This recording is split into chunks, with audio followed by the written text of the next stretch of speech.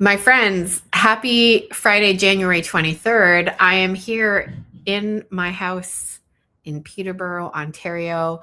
As you can see behind me, it is all kinds of chaos. It is all kinds of chaos because we literally just packed up our home in Ave Maria, Florida.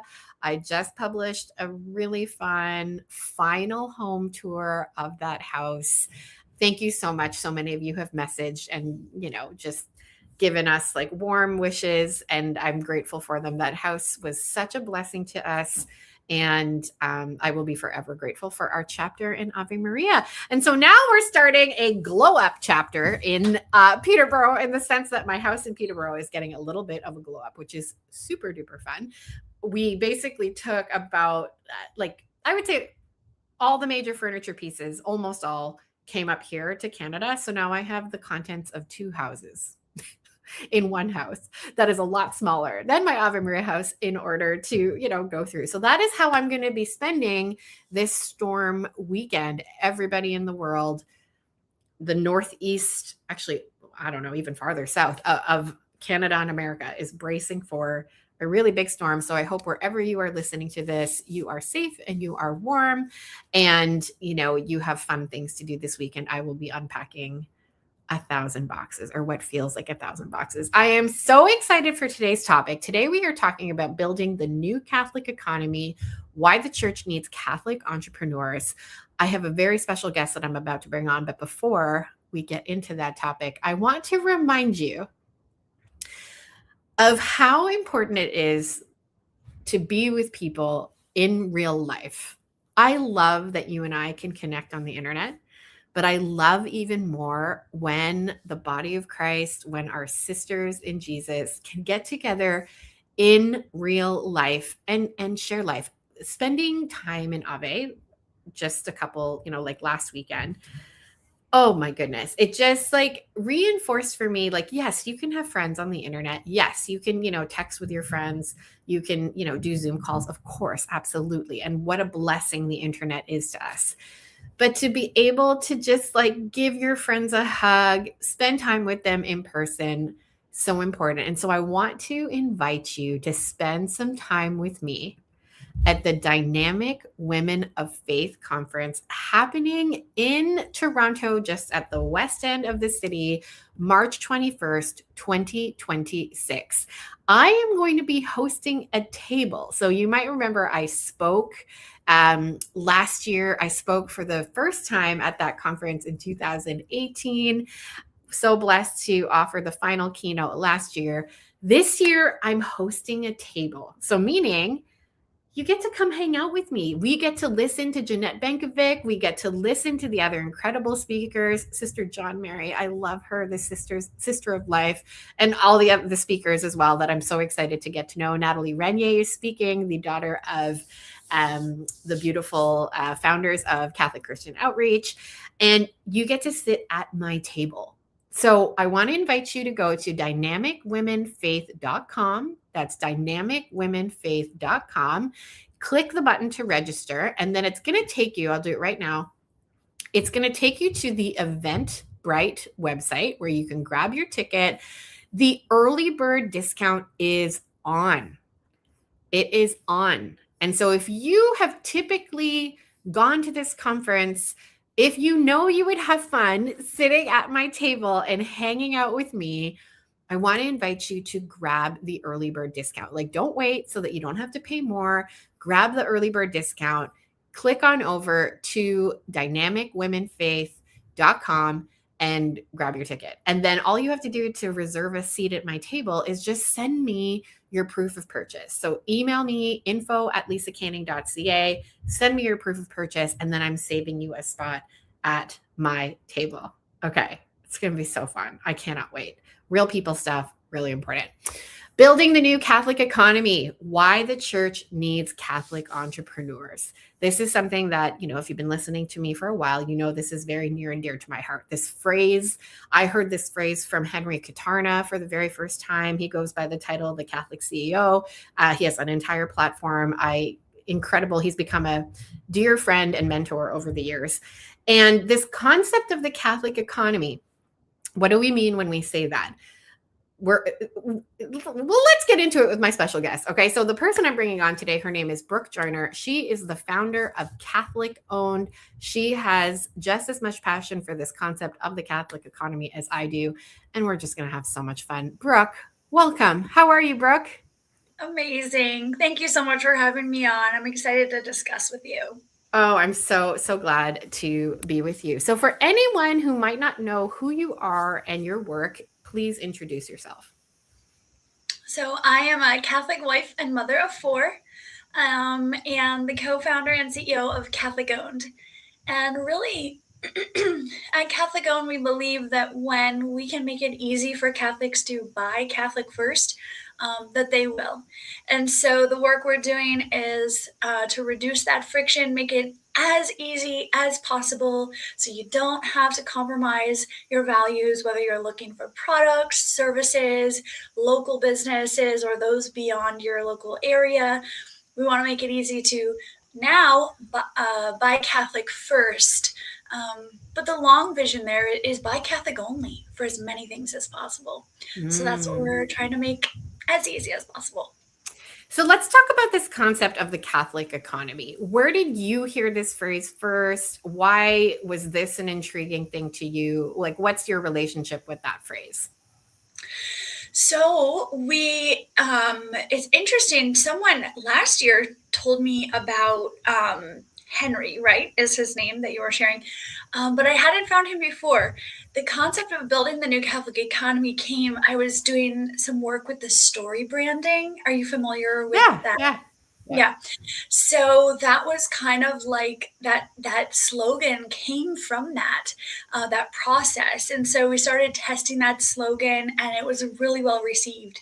So we went on to trademark it and it was available, which is great. So that was kind of how we got there. It's like the heart of what we're doing, because it's so much more than a directory. A directory is just like barely scratching the surface of this bigger vision. And so yeah, we wanted to, and when I was doing that story branding work, we wanted to capture the heart of that bigger vision, yeah. which is honestly hard to imagine, even with such a descriptive tagline, because it is complex, it's multifaceted. So yeah, I'm happy to dive into that more. So let's define it because I think it would be helpful. So what is that bigger vision of a Catholic economy? So what is it? What does it mean?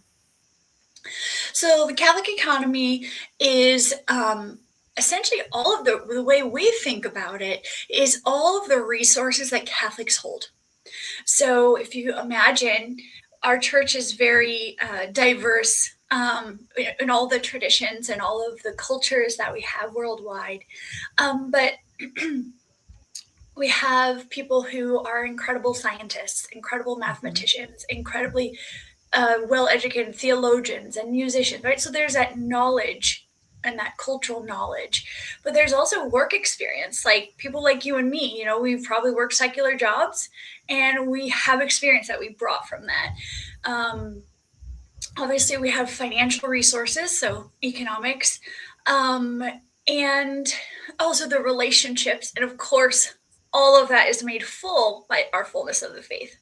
And Yes. so the Catholic economy is all of those resources together. The collective value would be all of those together. Yeah. And currently, a simple example, if someone wants to advertise their business, maybe they will go and buy meta ads. Um, those are resources that they previously were holding. They were in control of that $1,000 or whatever they're going to do. And it's leaking out of the Catholic economy to a secular business.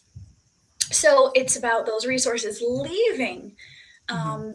the collective economy, where we run into, we're giving away our value.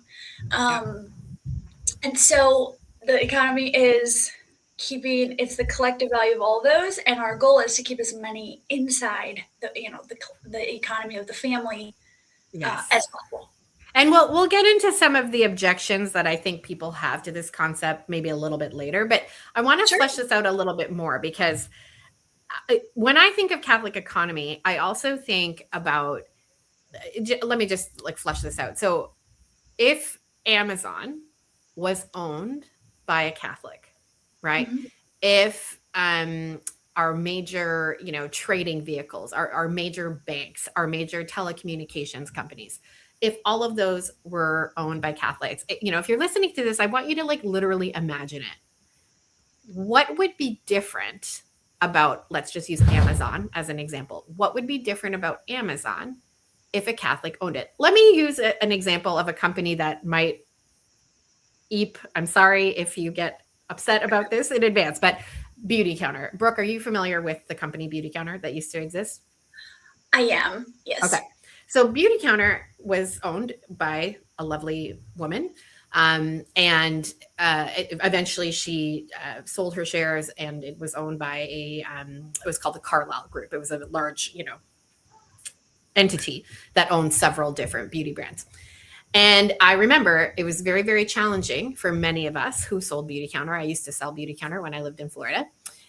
It was very challenging for many of us because Beauty Counter would always participate in Gay Pride Month. And it would change all its branding. It would change all of its advertising. It would, highlight various voices in the month of June.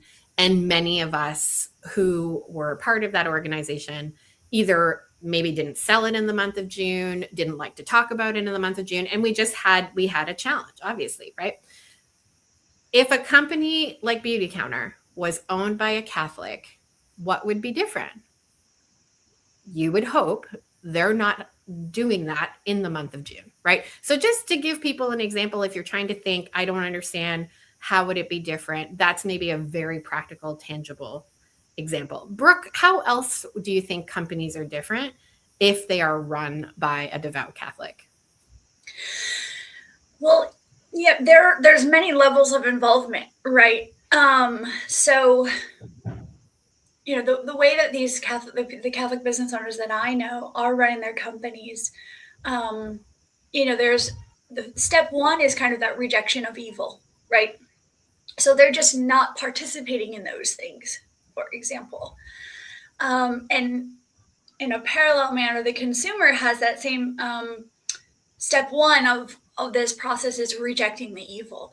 You find out that Amazon is paying for their company or their employees to go out of state for abortions. That really sucks after you bought the thing, and so step one is like rejection of that evil. But these business owners, they take it a step further. They are very concerned about paying their employees a living wage, and that's not easy, but they really do their best on that. They are doing customer service at another level. And here's a really cool thing, because we serve businesses of all kinds. Some of their products are overtly religious, and so that's a very specific experience. But for example, those selling like insurance or different products that aren't necessarily Catholic in nature, they view it as a way of evangelization because they serve clients of all kinds, right? So in that excellence of the delivery of the service, they view that as their kind of way to be like that light on a hill and evangelizing the culture. So the businesses, they evangelize their own people, their clients, and the greater world. And so, it's so much more than rejecting that evil.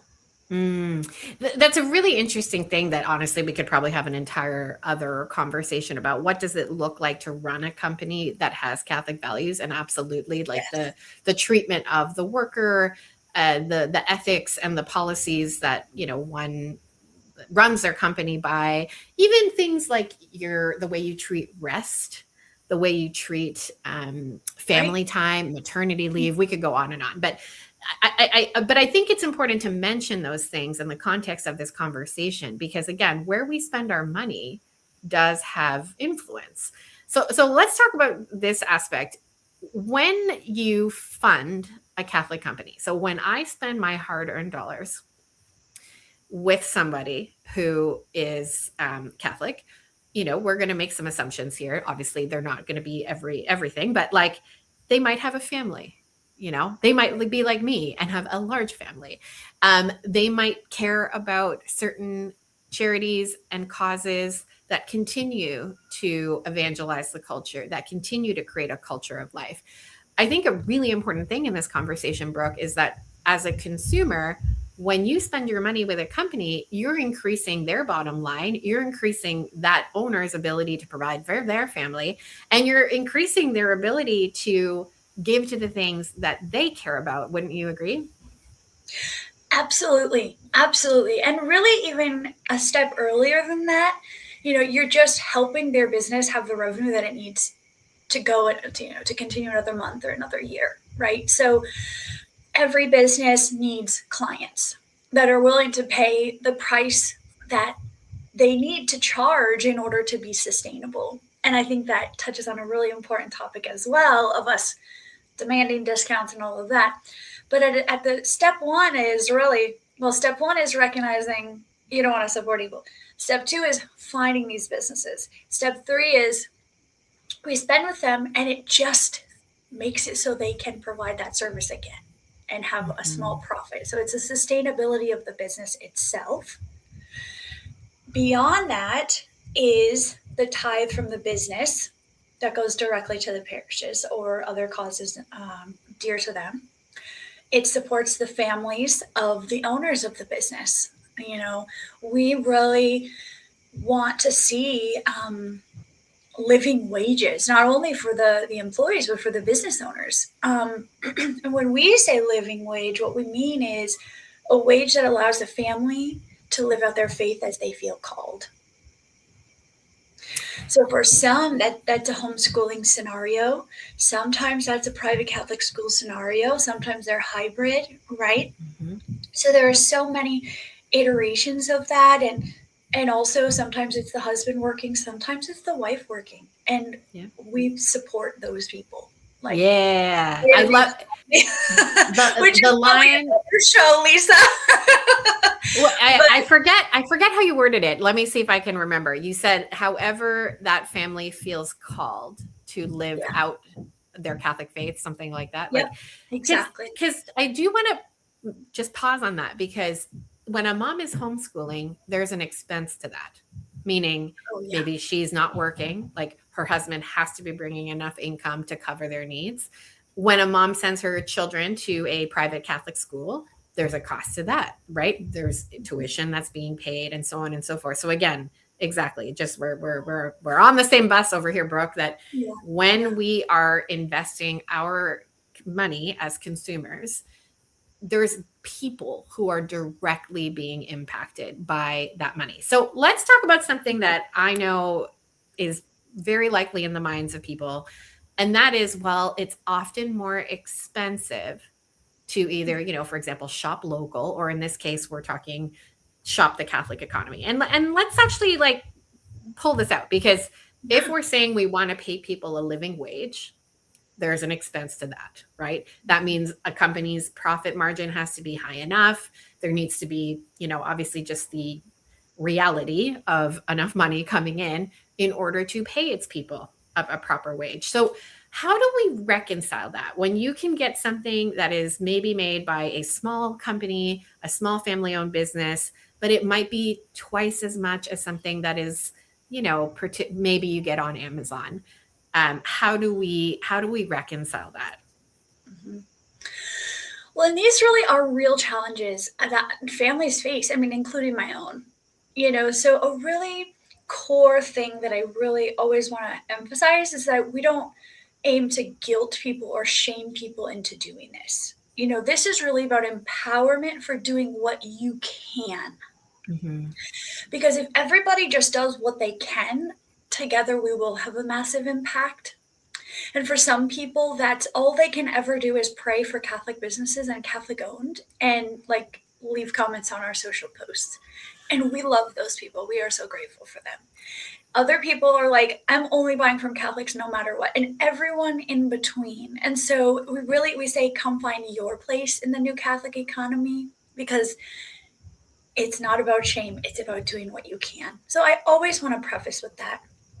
Second is that in our Catholic community, we have this really terrible history of asking for discounts or expecting things to be free. And this is, first of all, it's not Catholic, right? Like, it is such a violation of the dignity of the human person and of the work that they have been doing. And so many Catholics cave to that. And so they feel guilty for earning a profit for the work of their hands. And that is just not Catholic like, at all. Like, that is totally evil and not like of our faith at all. So I am also kind of leading the charge against that mentality. And so in order to keep up with that, those, the race to the bottom of these large manufacturers, our Catholics put that extra pressure on each other to even go lower than like Amazon or whatever. And so on a race to the bottom, nobody wins. So all of that being said, I encourage people to start with discretional spending. Okay. Because you have a choice with discretional spending, right? So the second thing too is like you don't negotiate with any other merchants other than Catholic merchants. So like, Okay. just stop doing that. Like, the price is the price, and Catholic businesses charge your worth. That's my other thing is like I don't ever, Lisa, I don't ask people for discounts as a policy. Yeah. I will not. I am adamant about paying them. People are really generous with me, but I would never ask because I can't. So be willing to pay the price that is listed. Begin with discretional things, and also really spend a little bit of time thinking about some of these concepts, right? About the families behind there. But not only that, I think keeping the bigger picture in mind is also helpful of, well, when those businesses are more sustainable, they're tithing to their parish. Mm-hmm. I heard a speaker talking that basically 8%, most of the parishes in the country that they studied were operating on an 8% margin. Okay. And something like 25% of the revenue of the tithes came from people who are going to be dying in the next 10 years or so. So objectively, as a church, if we want to have parishes, the money needs to come from somewhere. Mm-hmm. It's going to have to come from profitable businesses. Mm-hmm. Mm-hmm. And so when you're talking about supporting a business, yes, you support the family, you support their employees, but you're also supporting the parishes. And we're also, from the profits come things to support cultural things like movies and music, Mm-hmm. and these things that are cultural, that hold cultural importance and where we can really influence the culture. Yeah. And even beyond to things like supporting political candidates who are going to advance our values. All of those things require tremendous resources. Yeah. So if we are to reclaim the culture for Christ, as we claim, it starts with us supporting the economic engines, and to do it in the capacity that you're able. 100%. We vote with our wallet. I don't know where I heard that phrase, or maybe I came up with it. I don't know, but like we vote with our wallet, and where we spend is a vote, so to speak, in the values that we hold. One thing I like to mention, like this is a real time example. So we moved our truck from Florida up here. We knew we were going to need some extra hands in order to offload all the things on the truck. And I have a Catholic moms sort of messenger group in my area. And I was just like, anybody have a recommendation for a mover? And immediately somebody was like, use these guys. They are Catholic owned. And I just was like, there's many things that came to mind. I was like, okay, I'm probably going to get people who, will be nice and kind to my children. There's so many of them in the house. And when you're moving, it's very chaotic, right? And again, to this concept that we keep talking about, I'm supporting a company that I know is hopefully like trying to do good things in the world.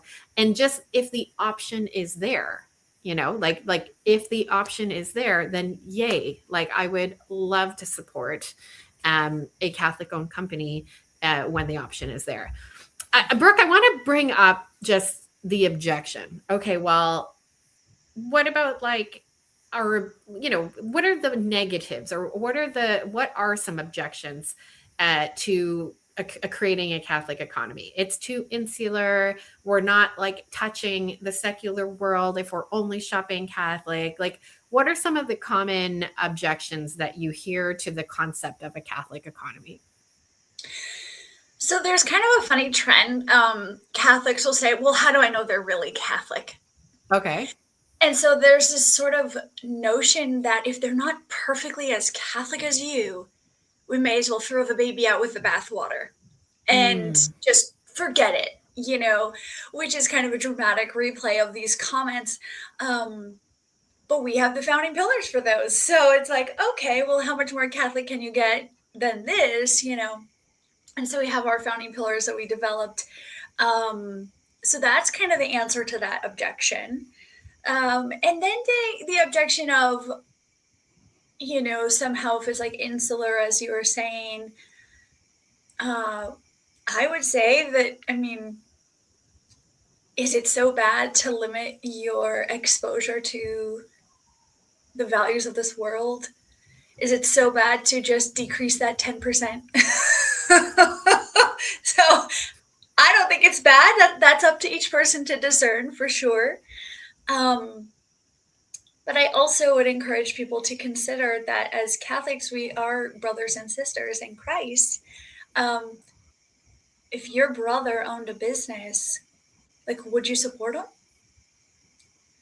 Even if you knew, like, he has this problem or that problem, like you grew up together, he has a temper, whatever. Wouldn't you still want to support your own brother? If not, then okay, don't. But really, when we keep in mind that we are a family, then it kind of shifts things to an understanding that supporting your own family it makes the most sense in every time, in every culture, in every instance. Similar to you put the oxygen mask on yourself, you're then going to put it on your son and your brother before you help the rest of the plane. That's just human nature. And of course, we want to help everybody, but we can't. So Yeah. who do you help? Who do you support? And that's the beauty of Catholic owned, is like there's a freedom there. You choose who you support, and if it matters to you, then we are for you. And please use the tool and be part of the community. Catholics that don't, want to be part of that, that's okay. Yes, no problem. There's Force them. many places to go shopping, but I love that you're providing people a simple way. We'll get into the platform in just a moment, but I do want to spend just a little bit more time on, like, what's at stake if we don't. Well, spiritual warfare really has reached such a peak in the culture. Interestingly, I would even say a couple of years ago, it was even more obvious. Given political tides that have shifted, it seems to be less expedient for these the larger companies who are supporting things contrary to our faith to be as vocal as they once were. Because it destroyed their shareholder, their belief from their shareholders. So they're keeping it under wraps more. Yeah. But it doesn't mean it's not happening. Yeah. So, we, by almost staying silent, by almost sitting on the sidelines for so many years, that's how the culture has gone so far in the wrong direction. And so, is there a point of no return? I'm a Catholic. I believe our Lord can do anything at any time. But I would say if there were ever a time for action, it would be now to, slow the movement, at least to slow the movement towards some of these really evil things that they're doing to our children, to the family, all of these things, even if just by slowing it down, we're able to save some of these people from being drawn into that, these evil things. Like, every soul matters, right? Our first goal, I think, is to slow down that cultural shift into that evil, and that can only be done by reclaiming the power that we have. Yeah. You know, Yeah. um, and of course, we want to swing it the other way. That's like the real goal. Um, but we're not going to swing it the other way if we don't at least slow and then stop the progress in the wrong I direction. I'm cognizant, like I can always hear the people in the back who are like have the objection or the thought. So I do want to bring one of them up that I think somebody might be thinking, and that is like this is not meant to be a thing out of guilt. Like you must shop Catholic, like you must, otherwise like our church is gonna die. Like no, it's not really meant to be, at least in my perspective, out of guilt. I just love encouraging, like the why I love what you're doing is I love encouraging people in all facets of life to just be more aware of why you're making the decisions you're making. So let's just be more aware of when I purchase something from something Catholic owned, that's going to have an impact. Let's just be more aware of that. And just like my moving example, it's like, okay, great. Like I know I'm impacting this family owned company that, is doing good in my community, and I can see some of the fruits from that. Right. So just awareness. One thing that I think is interesting, and Shannon Went, who owns Choose Life, the rosary company. I know many people listening will know who she is. We did an incredible, it's actually, I think maybe my second most downloaded podcast episode. We talk about just her business journey, and we spent a decent amount of time talking about the Mormon community, or the Latter Day Saints, I think is how they prefer to be called now. Brooke, are you familiar with this community at all? Like, Yeah. so what's fascinating in that community is I think they're doing what we're talking about already. Like that's Oh, already yeah. alive and well in that community. They're encouraged to support each other. They're encouraged to tithe heavily. Like there's a lot of accountability around tithing. And I think that's also why, from what I understand, why they support each other so much, because they understand, well, if I'm supporting this company, it's increasing the family and the company's ability to tithe, which is really highly emphasized in their culture. So just a point of, when I look at that community of people, Utah is a really big uh, place of many LDS. And I even just when you look at the architecture of Salt Lake City, let's use that as an example. When you look at the architecture, when you look at how clean the streets are, when you look at the vibrancy, I would say, community hubs, and even how things are designed. Again, I think that's just that's an example of evidence of what happens when this Catholic economy concept that we're talking about takes shape. Yeah, I don't know, Brooke. Do you have any strong? Do you have any Mormon friends? Is this something that you've witnessed as well? So I'm from Colorado originally. So we have a decent population there. There was actually they built a new church right next to our high school. And so we had a lot of kids there. Absolutely. And like the Jewish community does an excellent job of this. Right. Mm-hmm. And I think it's a really interesting cultural thing that the default is to support one another. Mm-hmm. Mm-hmm. And I do think that as Catholics, somehow, somewhere along the way, we used to stick together more because we were like being persecuted.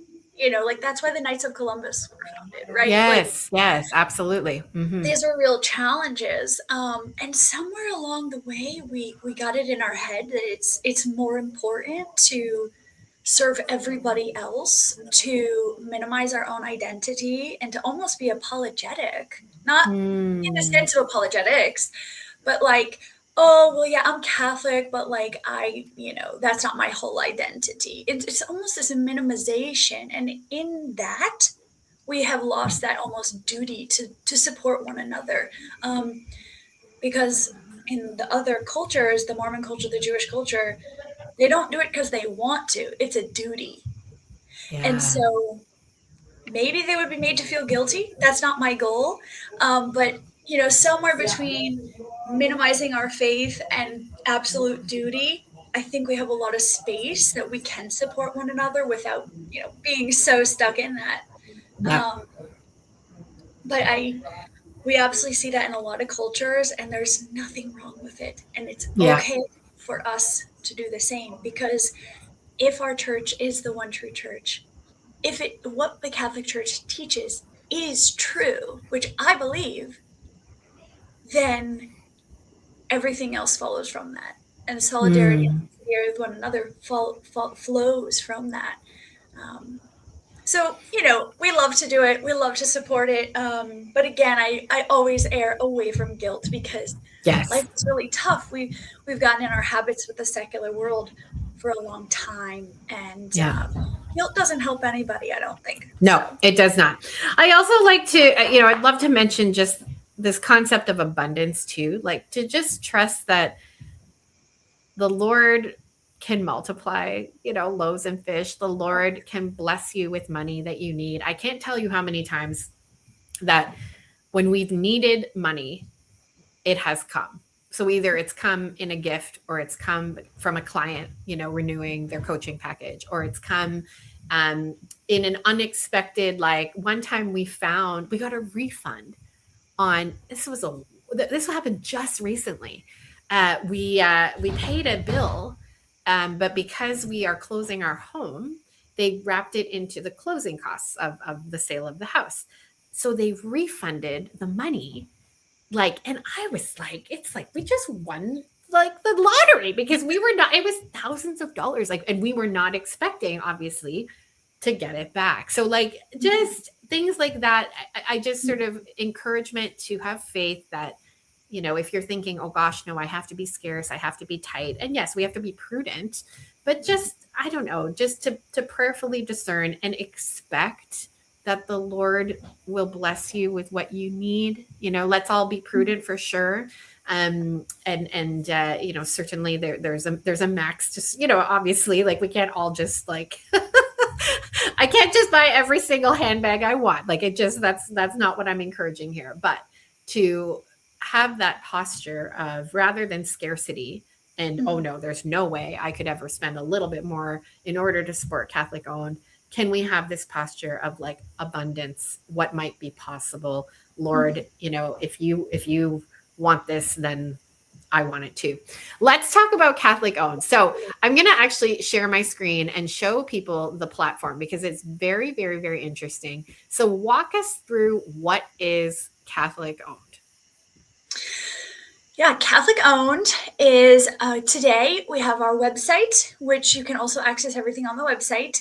And we also have apps, and for iOS and Android.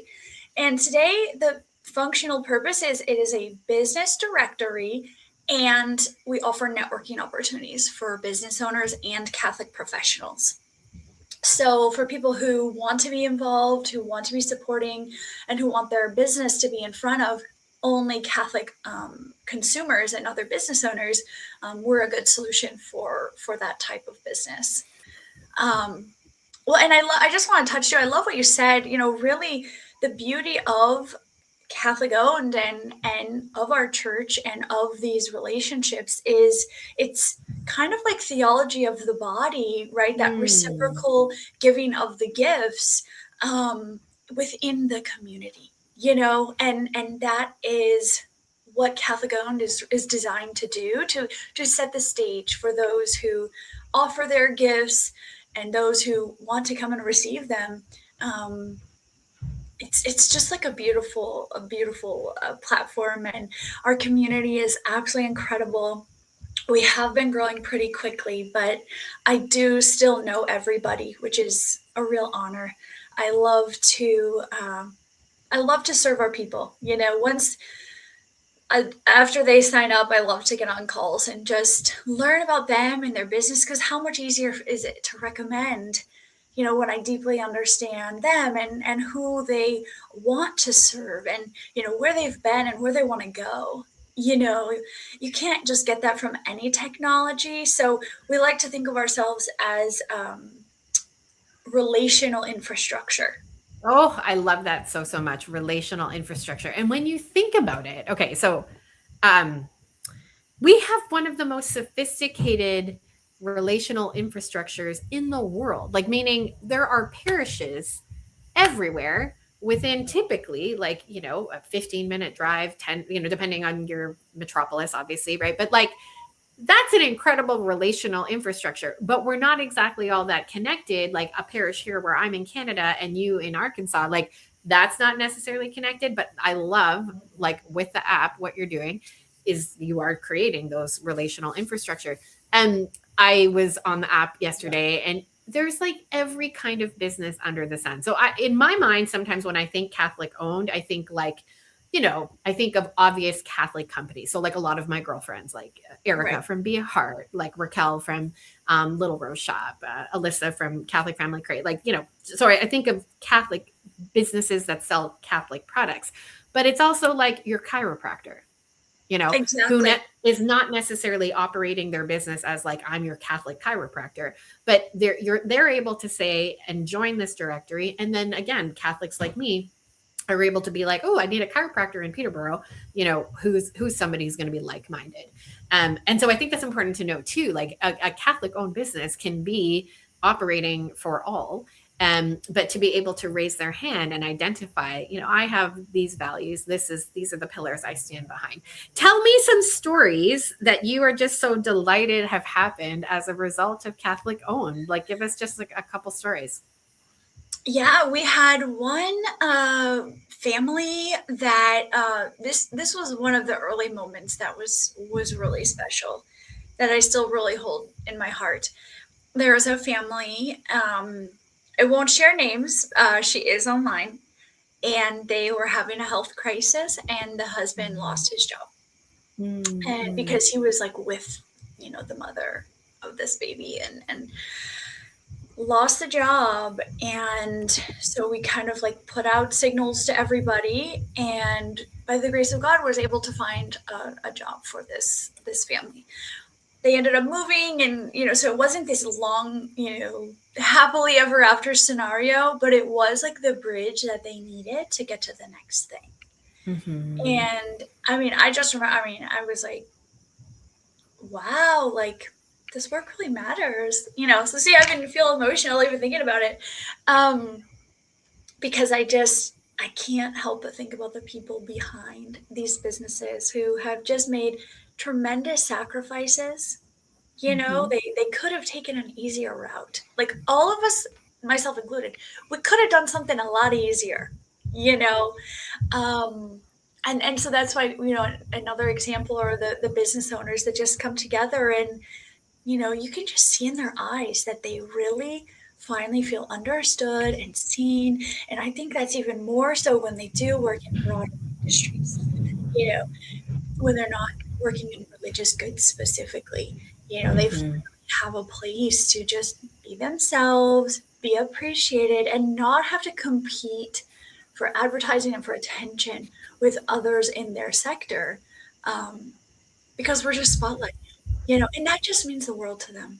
Yeah, so good. So I really want to encourage people, go to catholicowned.com, download the app on Android or on your iPhone, wherever you go, and grab your apps. It's really fun. If I'm going to be honest, like it was fun to just be like, what's available in, Tennessee, and you can just like see, like, you can Yeah. just like peruse the different businesses that are available. I think it can be lonely being an entrepreneur, especially when you're the kind of entrepreneur that's like makes their money on the internet. You're like, I remember my husband in the early days of my internet business was like, did you literally just like talk to your computer all day again? And I was like, yes.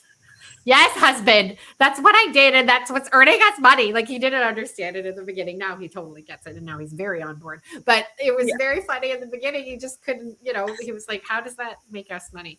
But it can be very lonely when you're just like insular. And I know many people who struggle with finding a Catholic community. They struggle even meeting people at church. They struggle with finding, like-minded friends. And so just encouragement, check out Catholic owned and take a look at, the kind of community that you could, create as a Catholic owned company, but also the kinds of businesses that you can support. Brooke, in 20 years, okay, so in 20 years, what does the world look like if Catholic owned is like wildly successful? Well, archdiocesan appeals would never go unfulfilled. Parishes would be opening new and not closing down. Catholic families can live their faith according to how they feel called. That will probably lead to more children, but not guaranteed. And the Catholic impact in the culture would, significantly slow and swing things in the direction of goodness and what is true and what is beautiful. So that is the world we are trying to build. And we can't do it alone. So we love to invite people to come find their place with us in the new Catholic economy, whatever that capacity is. Just as our church is so universal and beautiful because of all of the different people and cultures and variations of how they practice their faith, we have a place for you as well. And we are just grateful to invite you into that future vision. Beautiful. So good. Brooke, is there anything else you'd like to share with us today that you didn't get a chance to say? Just thank you so much for having me. This is super fun. And I would just say, everybody stay tuned because we have some really exciting things coming up here late spring that are going to take what we've built with Catholic Owned to an entirely another level. And so just stay tuned. I wish I could say more, but it's going to be so good, Lisa. All right. Well, follow Brooke and Catholic Owned wherever, they are on the internet, catholicowned.com, download the app. And this is just, I think, changing the culture can happen via apostolates. Changing the culture certainly happens in our home for sure. But changing the culture 100% happens with money. And so it's just a reality. Like we do not typically live in a barter culture. You might barter with your friends or whatever, or like local businesses certainly, but we don't typically, live in a barter culture. Like you need to put your debit card in order to get gas for your car. Like that is just, again, the reality. And so let us vote with our wallets. All right, Brooke, thank you so much for joining everybody. We will see you next week. So happy to spend time with you all. See you next time.